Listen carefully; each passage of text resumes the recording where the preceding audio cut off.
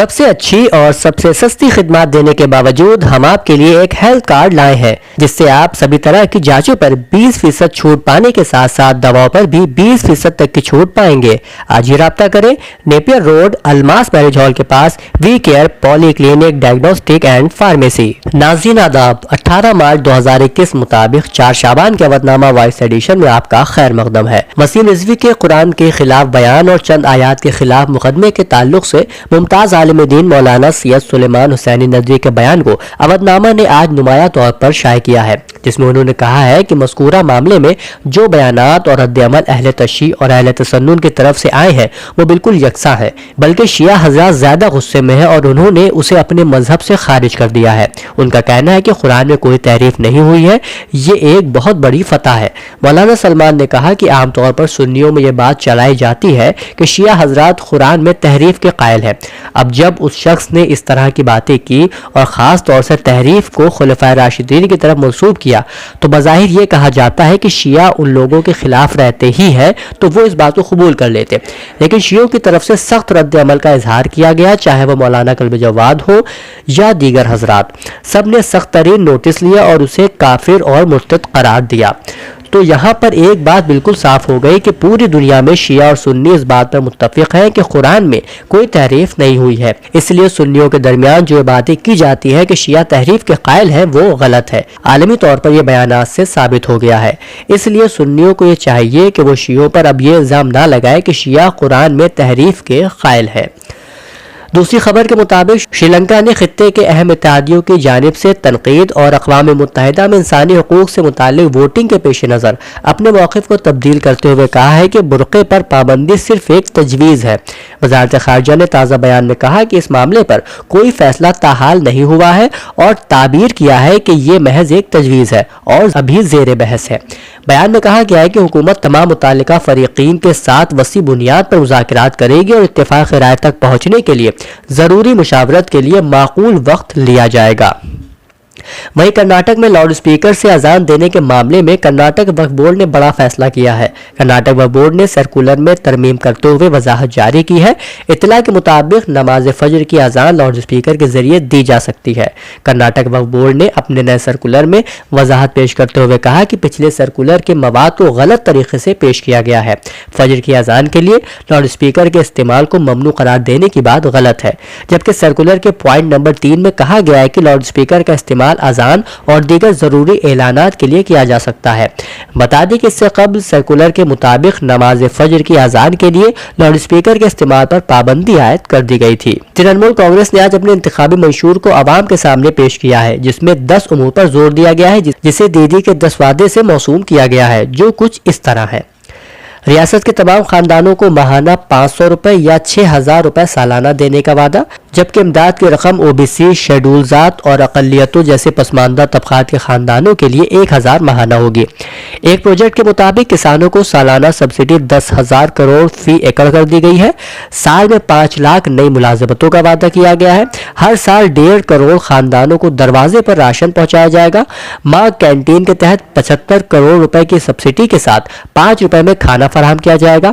آئندہ 5 سالوں میں 5 لاکھ کروڑ روپے کی نئی سرمایہ کاری ہوگی۔ صحت کے شعبے میں ڈاکٹروں، نرسوں اور پیرامیڈیکلز کے لیے نشستوں کی تعداد دگنی کر دی جائے گی۔ اساتذہ کی بھرتی کی جائے گی اور 10 وعدوں کے اختتام پر حکمران جماعت کے منشور میں بنگلہ آواس یوجنا کے تحت 10 لاکھ نئے مکانات اور 24 گھنٹے سستی بجلی فراہم کرنے کا بھی وعدہ کیا گیا ہے۔ ملک کی کچھ ریاستوں میں کرونا وبا کے ایک بار پھر نئے سرے سے پھیلنے کو سنجیدگی سے لیتے ہوئے وزیر اعظم نریندر مودی نے ریاستی حکومت سے کہا کہ وائرس کی دوسری لہر کے خلاف بصورت اقدام کر کے فوراً روک تھام کرنے کی ضرورت ہے۔ مسٹر مودی نے بدھ کے روز ریاستوں اور مرکز کے زیر انتظام ریاستوں کے وزرائے اعلیٰ کے ساتھ ویڈیو کانفرنس کے ذریعے سے منعقد میٹنگ میں کہا، ہمیں کورونا کی اس ابھرتی ہوئی سیکنڈ پیک کو فوراً روکنا ہوگا۔ اس غرض سے ہمیں فوراً فیصلہ کن اقدام کرنا ہوگا۔ میٹنگ میں ملک میں کورونا وائرس کی تازہ صورتحال کا جائزہ لیا گیا۔ کورونا کے خلاف مہم میں اب تک کی حصول یابیوں کو برقرار رکھنے پر زور دیتے ہوئے انہوں نے کہا کہ اب لاپرواہی کی کوئی گنجائش نہیں ہونا چاہیے۔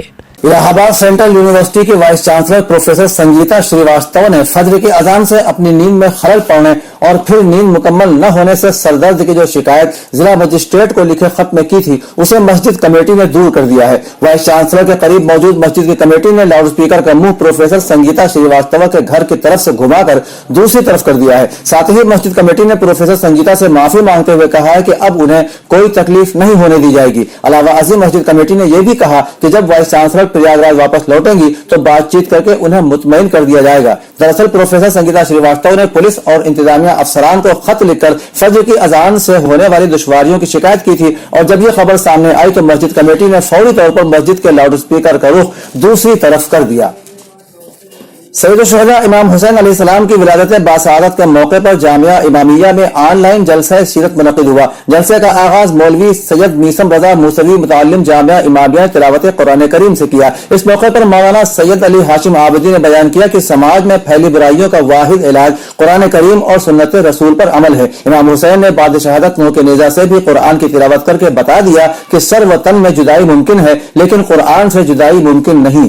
مولانا سید ممتاز جعفر نقوی صاحب نے بیان کیا کہ امام حسین علیہ السلام خلیفۃ اللہ تھے۔ امام حسین نے حر کو معاف کر کے الہی صفت کا نمونہ پیش کیا کہ اگر حقیقی اللہ والے ہو تو الہی صفات تمہاری زندگی میں اتر جائیں، قدم قدم پر مرضی پروردگار پیش نظر رہے۔ شعبہ اردو لکھنؤ یونیورسٹی کے مسعود حسن رضوی ادیب سیمینار ہال میں ایم اے سال دوم کے طلبہ و طالبات کی جانب سے نئے طلبہ و طالبات کی آمد پر ایک استقبالیہ تقریب و سیمینار کا اہتمام بعنوان اردو غزل کل آج اور کل کیا گیا۔ جلسے میں اپنے صدارتی خطبے میں صدر شعبہ پروفیسر عباس رضا نیر نے کہا کہ یہ طلبہ و طالبات ہی ہمارے اردو اور ملک کا مستقبل ہیں، اس لیے سب کو اپنے مقصد میں یکسوئی کے ساتھ لگے رہنا چاہیے۔ اردو غزل پر گفتگو کرتے ہوئے انہوں نے کہا کہ وقتی تقاضوں کے زیر اثر جتنے بھی تجربات غزل میں کیے گئے وہ نظریاتی گہما گہمی سے زیادہ تاثر خیز ثابت نہیں ہوئے۔ رومانوی تحریک ہو یا ترقی پسند تحریک یا پھر جدیدیت کا نظریہ فن ہو، اردو غزل اپنے عہد سے آگے نہ بڑھ سکی۔ میر غالب کی غزلیہ شاعری تجرباتی سطح پر بہت مستحکم اور توانا ثابت ہوئی اور ان کی غزلیہ شاعری کی بازگشت آئندہ ادوار میں بھی صاف سنائی دیتی ہے۔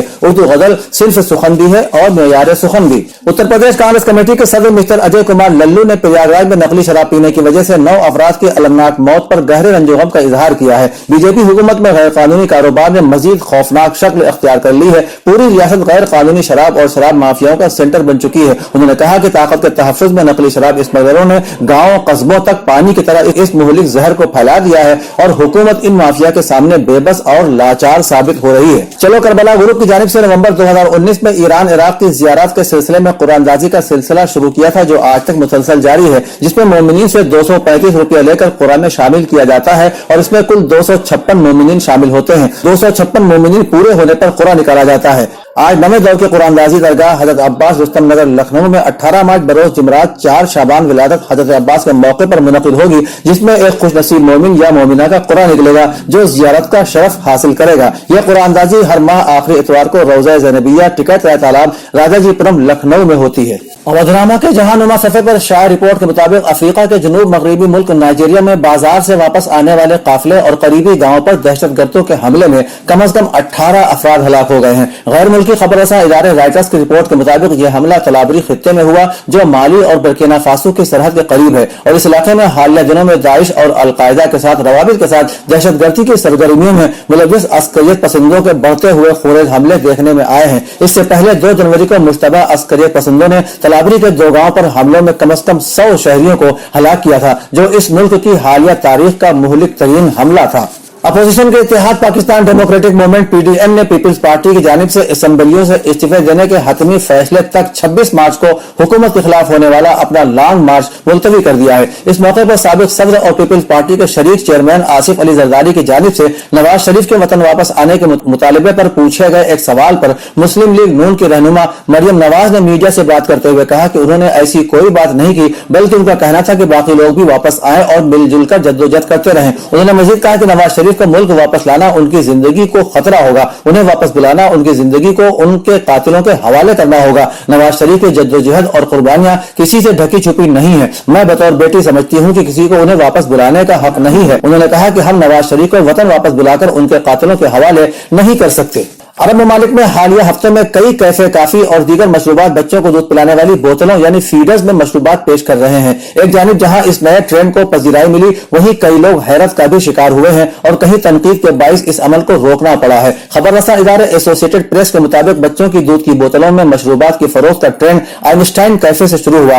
آئنسٹائن کیفے کی شاخیں متحدہ عرب امارات، بحرین، کویت سمیت کئی ممالک میں موجود ہیں۔ آئنسٹائن کیفے کی انتظامیہ نے عمومی گتے کے کپ میں کافی اور مشروبات کی فروخت کے بجائے بچوں کو دودھ پلانے والی پلاسٹک کی بوتلوں میں شروع کی تو اس کی تصاویر سوشل میڈیا پر تیزی سے گردش کرنے لگی۔ واضح ہے کہ اس کیفے نے پہلی بار بچوں کی اشیاء میں اپنی مصنوعات فروخت نہیں کی، بلکہ اس سے پہلے بھی بچوں کو کھلائی جانے والی غذا اسیری لیک کے ساتھ ملک شیک طویل عرصے سے فروخت ہو رہا ہے۔ اسے کیفے کے سب سے زیادہ فروخت ہونے والے مصنوعات میں شمار کیا جاتا ہے۔ بچوں کی بوتلوں میں مشروبات کی فروخت پر رد عمل کو غیر متوقع قرار دیا جا رہا ہے۔ ہندوستان کورونا کیسز کے معاملے میں تیسرے نمبر پر ہے۔ یہاں متاثرہ افراد کی مجموعی تعداد 1,14,09,000 سے تجاوز کر گئی ہے، لیکن خوشی کی بات یہ کہ 1,10,45,284 مریض صحت یاب بھی ہوئے ہیں۔ اس دوران مزید 188 مریضوں کے فوت ہونے سے اس وبا سے ہلاک ہونے والوں کی تعداد مجموعی طور پر 1,59,044 ہو گئی ہے۔ امریکہ، برازیل اور ہندوستان کے بعد کورونا وائرس سے سب سے زیادہ متاثرہ ممالک میں روس چوتھے نمبر پر ہے۔ روس میں کورونا وائرس سے تقریباً 43 لاکھ سے زیادہ افراد متاثر ہوئے ہیں، جبکہ 91,395 افراد ہلاک ہو چکے ہیں۔